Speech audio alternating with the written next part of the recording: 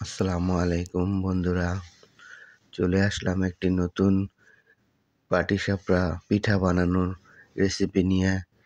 ঘরোয়া পদ্ধতিতে বাড়িতে সুন্দর করে পাটিসাপটা পিঠা বানানোর রেসিপি।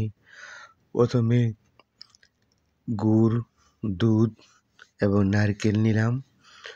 এগুলো একটি পাত্রে সুন্দর করে জাল করিয়ে মিশিয়ে নিলাম। যেহেতু নারকেলটা ফ্রিজে ছিল, এটা একটু জমে গেছে, তাপ দিয়ে সেটাকে গলিয়ে নিতে হচ্ছে।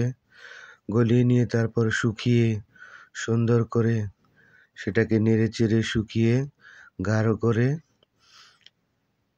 একটু শুকিয়ে নিতে হবে, যাতে সেটা ঘন আঠালো হয়ে যায়।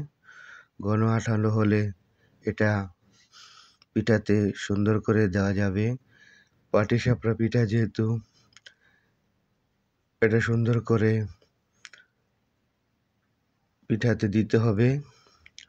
সুন্দর করে এটা পিঠাকে দিলে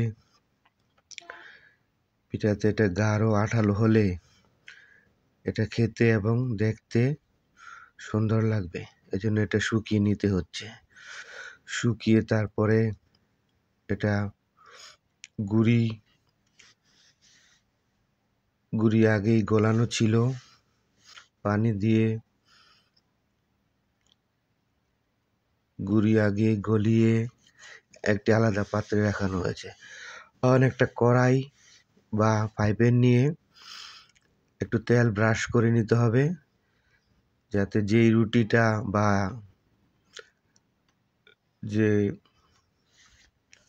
মিশ্রণ বানানো হয়েছে আতপ চাউলের, এই যে দেখুন, এটা আতপ চাল দিয়ে তৈরি করা হয়েছে।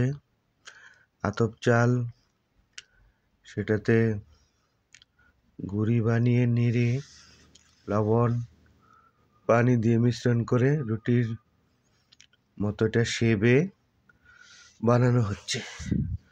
রুটি শেপে বানিয়ে এটাকে রুটির ভিতরে ওই যে আগে যে মিশ্রণটা আমরা বানিয়েছিলাম সেটাকে দিতে হবে। তারপর এটা হয়ে গেলে মনে হচ্ছে গুঁড়ি একটু বেশি হয়ে গেছে, ঘন হয়ে গেছে, যার জন্য রুটিটা একটু ভারী, বেশি পাতলা হয়নি, নয়তো আর একটু সুন্দর হতো। যাই হোক, প্রথমটা তো একটু এরকম হতেই পারে। এখন একটু পানি দেওয়া হয়েছে, এটা আরো ভালো হবে। তারপরে এই আগে জাল করা গুড়, দুধ এবং নারকেলের মিশ্রণটাকে দিয়ে মাঝখানে, তারপর এটাকে 2-3টা ভাঁজ করে সুন্দর শেপে নিয়ে আসলো। এখন এটা খাওয়ার জন্য তৈরি। তো যাই হোক, কেমন হলো বন্ধুরা রেসিপিটা কমেন্টে শেয়ারে জানাবেন। ধন্যবাদ সবাইকে।